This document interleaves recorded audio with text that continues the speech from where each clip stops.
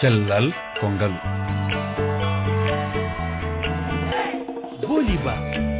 ñew cancer endu haɗani tan e museki ɓandu jomum kono ina wawi battinde kadi e hakkille gaga safareji ñawgu hertoriɓe deƴƴere hakkille ina jogui hen kadi darde tinde nde tawno rewɓe ñawɓe refi cancer endu ina heewi koɓe tinata e nder ɓerɗe mabɓe wano kulol e nder ɗum hertoriɓe deƴƴere hakkille ina mbawi walludeɓe ha ɓerɗe mabɓe e hakkillaji mabɓe foof ɓeeƴa holno ngal ballal hani yarude hol caɗele tengtuɗi e ñawɓe ɓe ñaw cancer endu nguuri ngam jartade ɗen namne dokkuɗen konngol hannde e yewtere men cellal kongal ko Aissata Gadio hertorɗo deƴƴere hakkille walla mbiyen psychologue cellal kongal heeɗiɓe bisimilla moon e yewtere cellal kongalu mi salmini on mi yetti on altine hannde jewteten koye alhaali ñaw cancer endu enen gandi ngu ñaw ɓuuri teskede ko e rewɓe kadi e lewru sappo ɓurdu ndu foof ko ñaw ngo teddinira ɗum lowdi ndi gadduɗen hannde woni holno ñawɓeɓe ballirte e deƴƴere hakkille e mabɓe jaɓɓiɗen ko Aissata Gadio psychologue omo e ɓoggol Aissata Gadio mi salminima. Ay mi salminima Boli mi salmini kala katoɓe hannde kadi oɗo seeɗa woni RFI Pulago salmini kamɓe foof tigi RFI Fulfulde Aissata Gadio ko adi enen gara e namne ɗe en keɗoto Fatou Fall daɗɗo RFI cancer endu gardiɗo fedde solution pour lutter contre le cancer e ɗemgal Fulfulde e feere ngam haɓade cancer o yewtidi e Moussa Oumar Bari gollidiɗo men ɗo e RFI keɗoɗen garten. Fatou Fall mi salminima. mi salmintima Bari Arselle ko e lewru sappo ɓuru gonɗen ndu lewru no noddire octobre rose so ɗum haalama hakkillaji yimɓe jahata koye alhaali ñaw cancer guila e hirjinoji ha e ko nandi hen e nde hitande hol golle ɗe ganniɗon wadde ko fati e hirjinde yimɓeɓe gam haɓade ñaw cancer. monsieur Bari minen nde alhaala men foof sensibilisation min mbaɗat tintinde yimɓeɓe yooɓe jaa mbaɗoya dépistage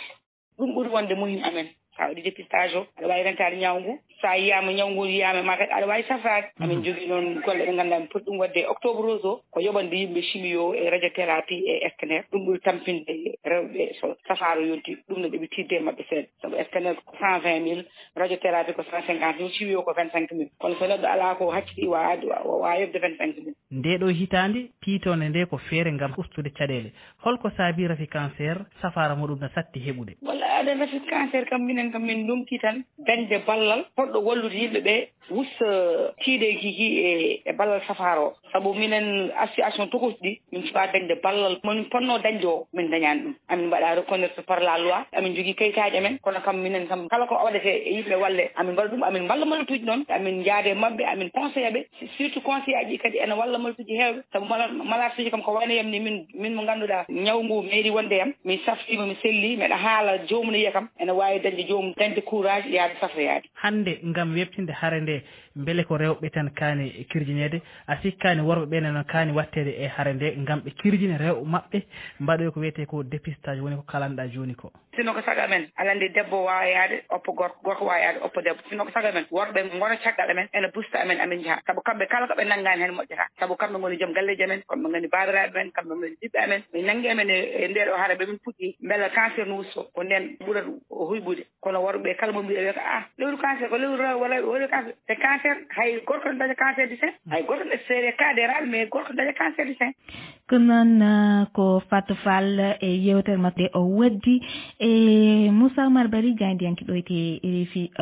Fulfulde Aissata Gadio a nani haala makka wonande irima worɓe ɓene yo jagganora rewɓe men so tawi hollitama ɓe gondi e rafi cancer endu eyi boni donc o haali ko gonga par ce que rafi cancer endu ene heewe rewɓe kono wona ko ganduɗa ko rewɓe tan foti ummanade ɗo tigi hay worɓe ɓe en foti ummanade par ce que so jaggi debbo jaggi pratiquement ko ɓesgu ngu foof joom galle o ko hen jeeya famille o foof ko hen jeeya donc société o foof ne jogui hen gueɗal wona ko ganduɗa foti tan ko woppirede rewɓe par ce que wona affaire rewɓe tan ɓe sikki tan e banggal deƴƴere hakkilli so tawi debbo wiyama ene wondi e cancer endu so tawi omo jogui joom galle ko joom galle foti edade kadi jagganordemo a haali gonga par ce que neɗɗo sa waɗanama diagnostic tan cancer endu aɗa woni debbo ko arata e ma e nder hakkille ma ene heewi ne woodi caɗele kewɗe garoje e ma par ce que neɗɗo so wiya haalnama res poɗɗo noon tan ko ɓuuri heewde o salloto ɗum joni noon pour o jaɓa ɗum emo foti yewtidede omo foti haaldede hakkille makko ne foti deññeede o haalane ko oɗo rafi mo ganduɗa na wiyama ka dañƴo ɗum ko rafi kono ko rafi kellowo ko rafi mo mbawɗa wurdude ko rafi mo ganduɗa sa safrima aɗa wawi hen fillude awo waɗa ko wiyete acceptation o jaɓa ɗum ha para nde o fuɗɗa wa fatude kadi e haɓade rafi o ko hawa dañde hen cellal ɓandu iyo joni nder haala ma somi faami mbiɗa so tawi jomum wiyama tan ene wondi e ñaw cancer ene heewi hulde joni holli miijoji ɓurɗi tengtude ɗi ñawɓe ɓe kollirta caggal nde ɓe gandina wonde ɓe gondi e cancer endu aɗa andi joni yimɓeɓe kala nanɗo ka dañɗo cancer tan hakkille ma iɗoto yaade koye maayde par ce que yimɓe wecci hankandi kala dañɗo cancer kañum ko maayde tan fadi ɗum il faut gandina patiente o ko cancer ko rafi a ƴetti safara o law aɗa wawi sellude ko yimɓeɓe ganda ko rafi mo ganduɗa ene wawi safrede ene wawi sell wona maayde tan fadde joomum ɗum ɗon ko tant que malade o andi ɗum tan on wawi dañcude espoir o dañca ɗaminare o yo ɗum ɗon kat ko haare mo ganduɗa somi haɓama mboɗo wawi sertude he kono so tant que o ala on ɗaminare tan non foti haɓade no haɓirta ko noon e aussi neɗɗo kadi so wiyama nen dañi cancer ene sohli koɓe mbiyata accompagnement yomu duusete duusogol ngol noon wona dafaɗo o tan duusete mais ɓattiɓemo ɓe ɓurɓe ɓattademo ɓe aussi ne jeeya duuso he yitande ɓe ƴeworannomo nde ene heewi waylade te ɗum fotani wonde so waylima tan kanko ñawɗo o sax ene wawi ɓeydande caɗele donc il faut kanko ñawɗo o duuse e banggue traitement ji ɗi o ƴettata ɗi o haalne traitement ko poɗɗo wadde ɗum respecté no ƴettirte ni ɗum so continue noon tan inchallah omo wawi dañde hen jaam wadde so tawi debbo wiyama ene wondi e ñaw cancer endu ene moƴƴi koreji makko mbasa waylude yitere nde ɓe ƴewirannomo e mbasa yurmademo ha ɓurto ɓe mbasa jagguirdemo feccere neɗɗo kono ɗum jiɗɗa wiide effectivement ko ɗum jinmi wiide par ce que neɗɗo sa gondirnoɗa e muɗum ni nde wiya ene selli nde hande wiyama ene wonde rafi tan ɗon e ɗon mbayla yitere nde ƴewartunomo de kanko o sikkata mataw ko rafi o taki mbayluɗa ɗum yimɓe jurmorimo ne wawi wonde ɓe mbaɗa jurmi man min joni mi maaya ɓe jurmori kam hankadi fi natti wonde neɗɗo comme no mbiɗa joni komi feccere neɗɗo ɗum ɗon tan so waylima tan déjà ɗum ɗon ko probléme ɓeydantam donc yitere nden ɗon fotani waylade kono kadi aɗon foti duusdemo gandi noon mo ɗum ɗo ko rafi safre seeɗa sa safrima aɗa wawi dañde hen cellal tigui joni onon holno ballirton rewɓe so tawi wiyama joni debbo no wondi e rafi o holno ballirton jomum haw seera e miijoji mbaɗino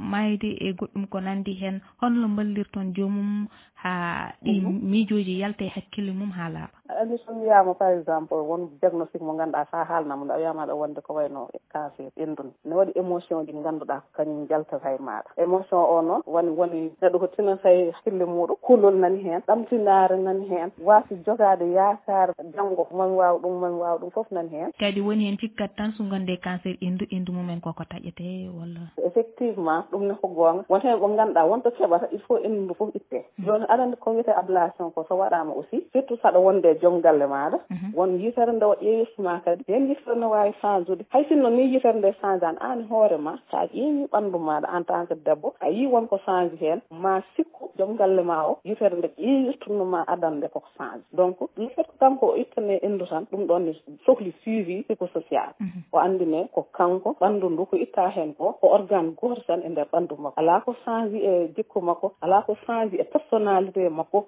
neɗɗo mbo wonno hanki o ko hande o ɓuuri wonde ɗum ɗon waɗa so waɗatamo ni ko renforcé mais wattamo diminué ɗum ɗon foof koye accompagnement psychosocial min keɗo jomum min jewtida e mum par ce que keɗogol ngol aussi ne wawi wallude jomum ha yaltina ko wone muɗum museeki gonte mum mette gonɗe mum kanɗa wawa yewtidde ɗum e goɗɗo omo wawi yewtidde ɗum e amen ɗum ɗon yalta e makko ko tubako wiyata mettre les mots sur les mots avec MAE donc ɗum ɗon min mbaɗata pendant donc ces jours là pour wadde permettre les patients pour ɓe mbawa haal ɓerɗe mabɓe belto awa dañi cellal Allah jaɓi tigui ɗum machallah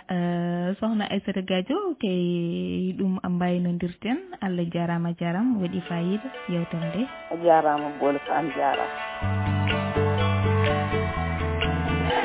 heeɗiɓe ko ɗum tongunoɗen e yewtere men hannde nde ɗum noon Allah jarama on jarama e hettugol moon kala e moon noon jiɗɗo hettade jewte cellal kongalu yo rewru e nde lowre weeji tati toɓɓere RFI toɓɓere FR cellal FS walla e application Pi Radio walla hella Facebook ha e Twitter RFI Fulfulde walla ni e chaîne mon WhatsApp RFI Fulfulde hettiyankoɓe tedduɓe nguuren cellen cellirɗen ha altine garawo Allah jarama on jarama